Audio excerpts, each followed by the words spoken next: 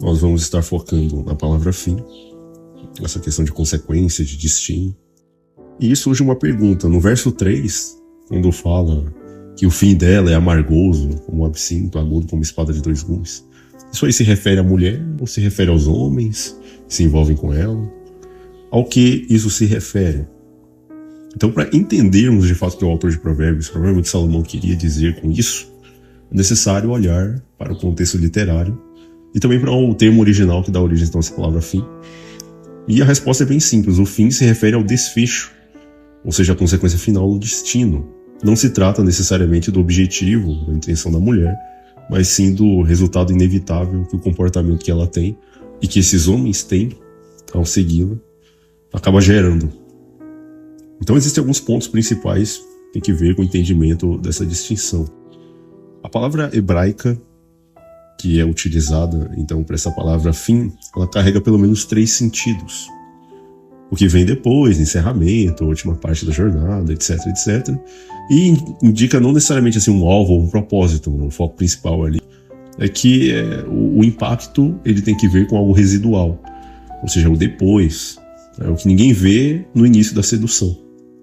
Então existe esse contraste literário nessa questão então do início e fim dessa experiência. Então, no verso 3, aí, os lábios da mulher estranha destilam favas de mel, ou seja, a sensação de doçura, de prazer, suavidade, mas, no versículo 4, o fim dela é amargoso e é como o absinto, ou seja, amargura, dor e destruição.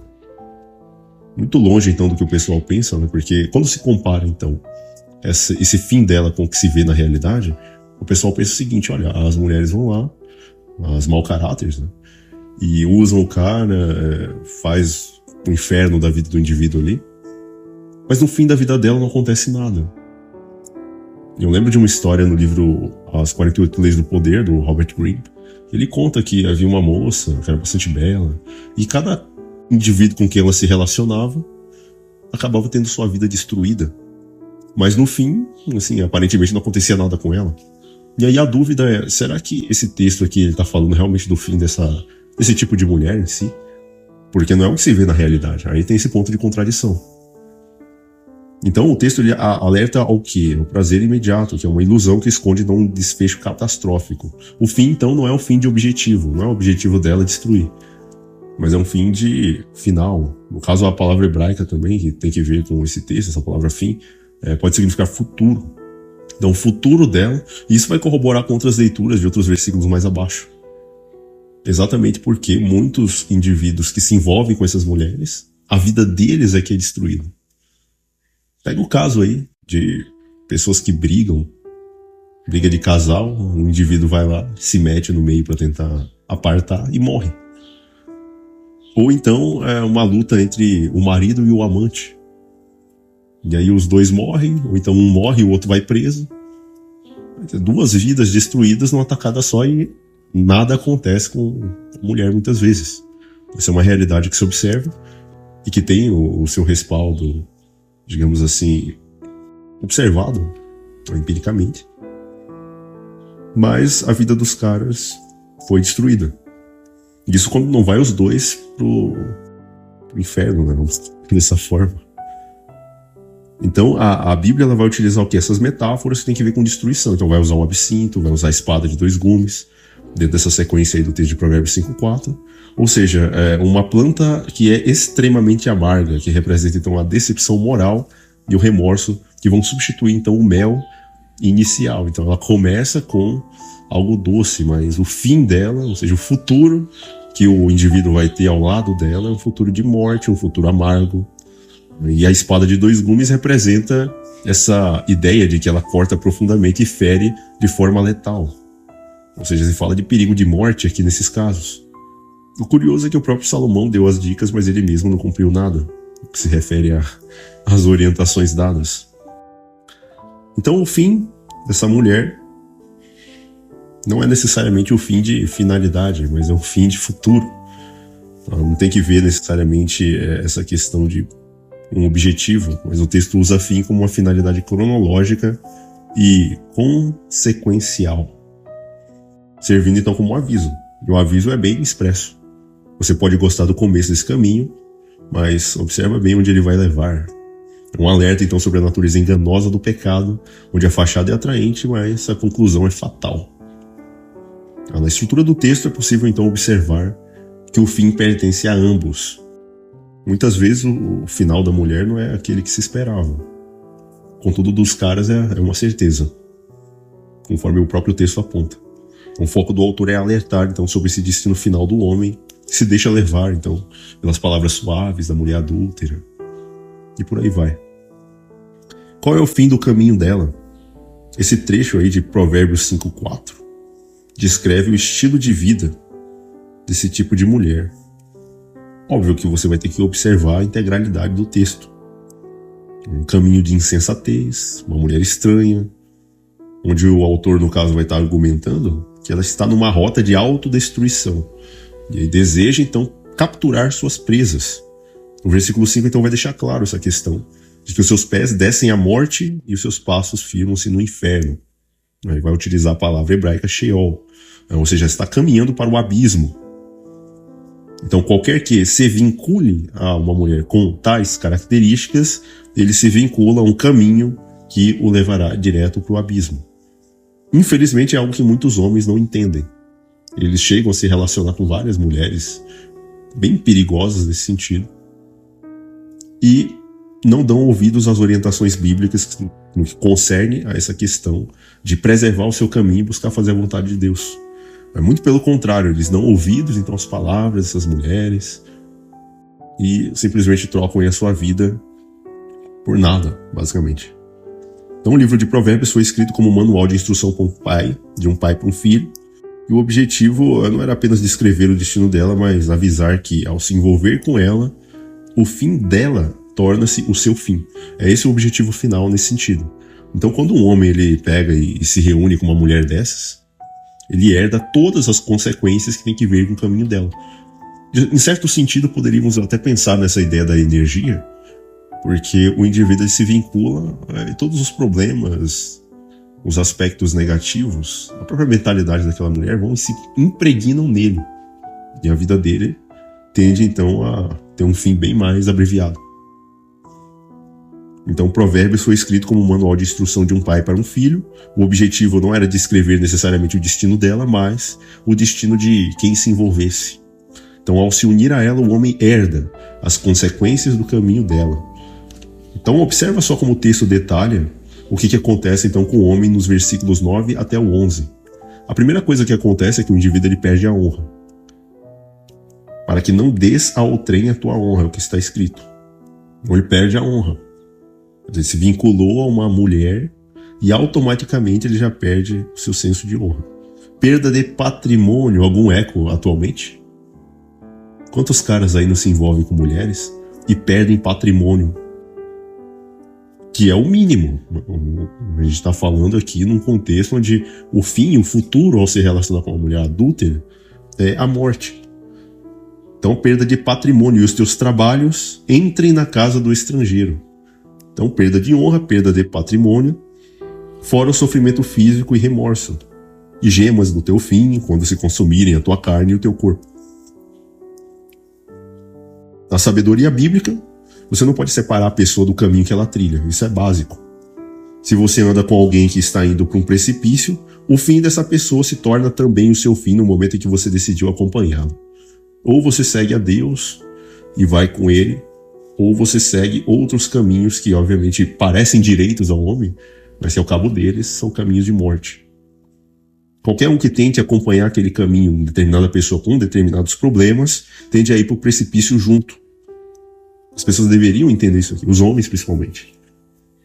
O que é falado aqui poderia ser a chave da existência de muitos, que morreram por não conhecer esses princípios, ou negligenciar a ideia de estudo nesse sentido. Então, se fôssemos resumir a ideia, o fim é a estação final de um trajeto. E é um trajeto de ambos. Quer dizer, o indivíduo ele se conecta então ao caminho dessa mulher e como automaticamente o caminho dela leva à morte, ele vai junto. Então o foco não está necessariamente na mulher, mas está em quem vai acompanhá-la nesse sentido. A estação final de um trajeto. O texto diz que o destino dela é amargo e constante. nesse sentido de buscar, então, a morte. Se você entra no mesmo vagão que ela, o seu destino será amargo. O destino dela passa a ser o seu destino pessoal. Pode ser que, no final, não aconteça nada com ela, mas é garantido que isso vai acontecer com o indivíduo que se associa a ela. E aí entra uma curiosidade linguística que é até interessante no hebraico, que essa palavra fim, ela pode ser traduzida como posteridade ou futuro. O autor é como se ele estivesse dizendo que o futuro dessa mulher, ou que ela tem a oferecer ao final, ao cabo do caminho, é a amargura, a dor, o sofrimento, a morte. Tem quantos caras, hoje em dia, na atualidade, se ferrando por causa de mulher, com um conselho bíblico, dado há algumas centenas de anos, mas que ecoa até o período atual com a sua sabedoria, mostrando o caminho real que a pessoa segue ao se vincular a pessoas que não são tementes a Deus e que procuram viver um estilo de vida totalmente dissoluto e longe daquilo que foi proposto. Como então Salomão caiu nesse texto? Porque ele não cumpriu aquilo que ele mesmo propôs. Se envolvendo então com 1000 mulheres. Apesar de estar escrito vários conselhos nesse sentido de evitar a mulher adúltera, e muitos desses conselhos terem sido então escritos por Salomão, evitar a mulher estranha, evitar a mulher adúltera, temos aí um relato bem trágico e ao mesmo tempo irônico. O texto bíblico vai, principalmente em 1 Reis 11, explicar que o processo de sua queda, ou da queda de Salomão, foi fruto de concessões graduais que ele foi fazendo ao longo do seu reinado. Então é uma queda isolada. O primeiro ponto é que Salomão começou a se envolver com diversas mulheres em virtude de estratégias políticas. Naquela época, casar-se com filhas de outros reis era uma forma de selar tratados de paz e alianças comerciais. Mas ele já havia sido avisado muito tempo antes de que essas alianças perverteriam seu coração e o afastariam de Deus. E que os reis não deveriam multiplicar cavalos, não deveriam multiplicar mulheres, justamente porque o fim disso seria a perversão espiritual e o afastamento de Deus, consequentemente. Qual que foi a falha de Salomão? O texto diz que ele se apegou a elas pelo amor, lá em 1 Reis 11, versículo 2, permitindo que o sentimento pessoal e a conveniência política sobrepujassem todas as ordenanças, as leis espirituais que foram então trazidas por Deus. O relato destaca que a queda espiritual aconteceu de forma mais acentuada na velhice, quando as mulheres de Salomão começaram a pedir lugares para adorar seus próprios deuses. E aí Salomão começa a construir altares pagãos, como altares a Moloque, aquele lá que gostava de sacrifício infantil, e Astarote, em Jerusalém. Ele acaba participando também desses ritos macabros dessas mulheres, para agradá-las, e o coração que era então devoto a Deus, cheio de sabedoria, se torna então dedicado a esses deuses. Um coração dividido. Isso torna o texto de Provérbios 5 ainda muito mais impactante, porque Salomão conhecia a teoria, ele sabia o fim desses caminhos, e que o fim, obviamente, disso seria amargo, mas ele aplicou a sua própria sabedoria, a sua vida prática, não conseguiu fazer isso. Ele frequentemente é usado como um exemplo então de sabedoria intelectual, mas é zero exemplo de obediência prática. Até um inscrito do canal colocou num dos posts que Salomão foi um dos primeiros a criar essa regra do faço o que eu digo, mas não faço o que eu faço. Um negócio assim. Até engraçado.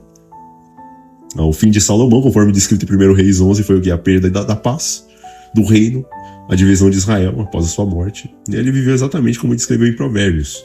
Tudo começou com a doçura, as alianças, o prazer, o luxo, muito sexo, e terminou com a amargura, os conflitos, a idolatria, a divisão da sua herança.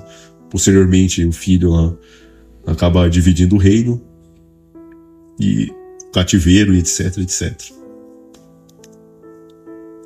Então a gente tem essa virada de chave, a partir do capítulo 11 de 1 Reis, do 1 até o 13, onde a gente tem então um relato impressionante que mostra a queda de Salomão não como algo sem origem, mas uma erosão gradual então do seu compromisso com Deus.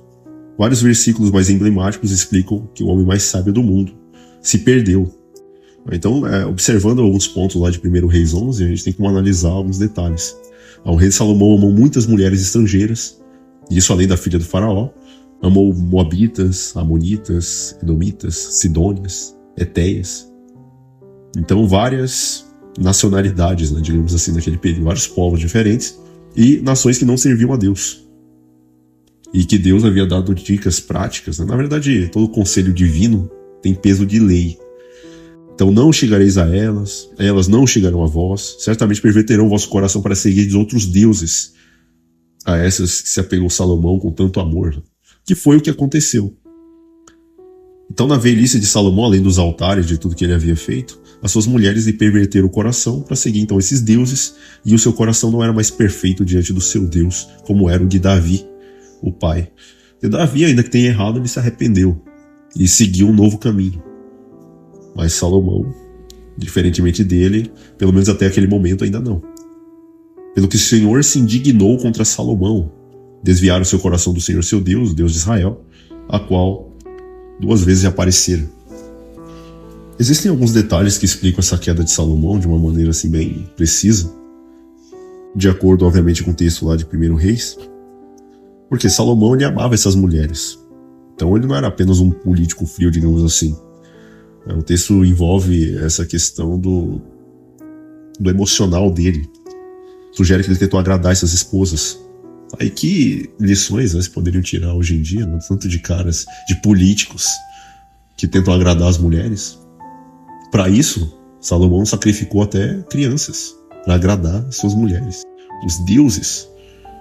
Entende? E é um sinal de declínio espiritual, essa interferência espiritual, no caso dessas mulheres, quando você tem homens que, por agradar as esposas, eles vão e assumem certas tentativas, né, no governo. Então, para manter a harmonia doméstica, ele sacrifica sua fidelidade espiritual a Deus. E, para agradar, ele comete as mais vis atrocidades. E hoje em dia, quantos e quantos políticos, seguindo, tentando agradar elas, em cima de todo o desejo, será que é uma mera coincidência ou realidade? Note que o versículo 4 diz que Salomão, o coração dele não era perfeito, nem íntegro, diante de Deus. Não significa que ele parou de crer em Deus necessariamente, mas que ele tentou misturar a adoração ao Deus de Israel com os rituais dessas esposas. Então na Bíblia, um coração dividido é um coração totalmente desviado. Ou você segue um Deus, ou não segue nenhum. Outra questão é que Salomão se considerava muito sábio aos seus próprios olhos. E tolo, infelizmente, se torna um homem que pensa dessa forma. Ele provavelmente achou que conseguiria gerenciar a influência dessas mulheres, sem com isso ter a sua mente afetada. Até alguns relatos da própria Ellen White falam que ele se tornou um indivíduo afeminado em virtude do convívio com suas muitas mulheres. Ele subestimou o aviso que ele mesmo escreveu em Provérbios. E aí tem um desfecho amargo da história, com a consequência que Deus levanta então adversários contra Salomão, a ruim do reino, que seria tirado do seu filho, Roboão, e o fim da vida de Salomão foi então marcado por guerras, por divisão no caso do país, que ele se esforçou justamente tanto, né, para construir, etc.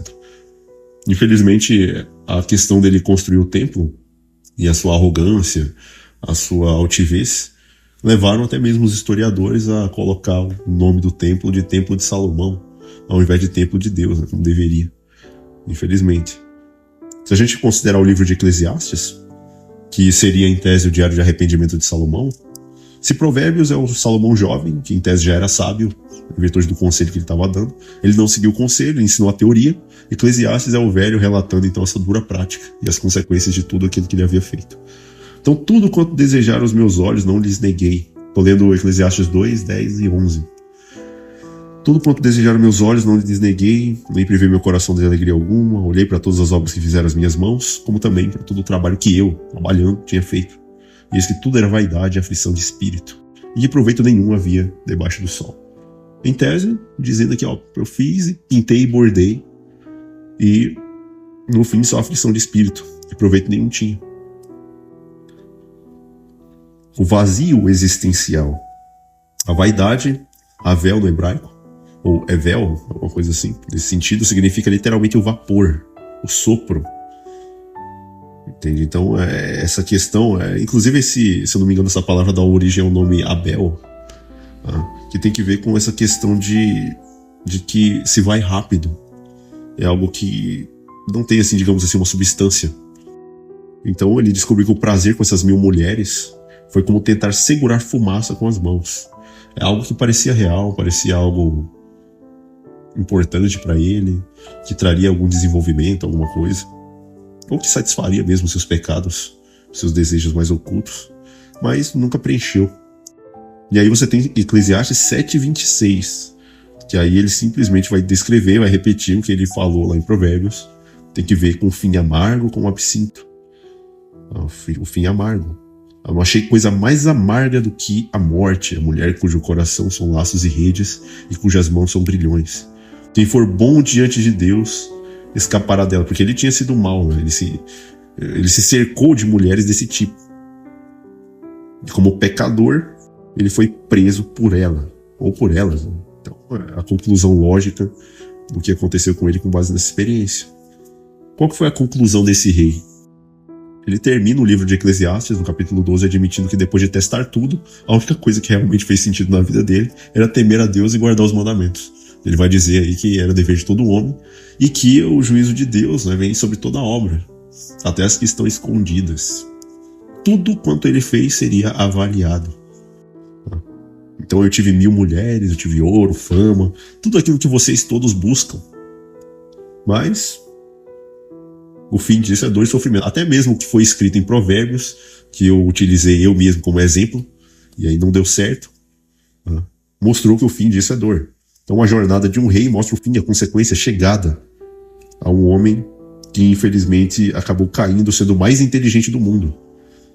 Simplesmente pelo fato de ter ignorado os limites.